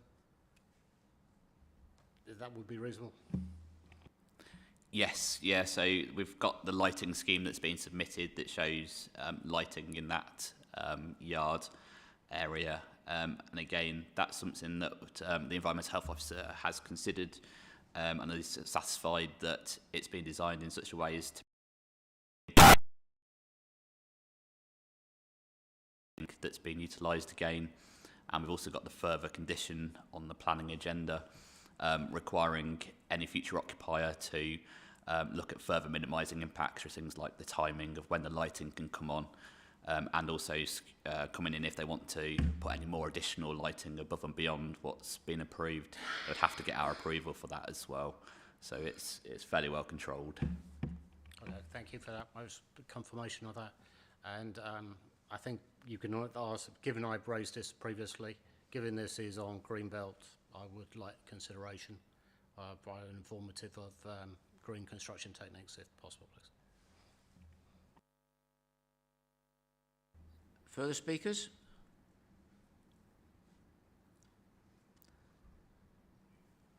Well, I'll move for approval from the chair if we've got a seconder with the informative. I second that. Okay.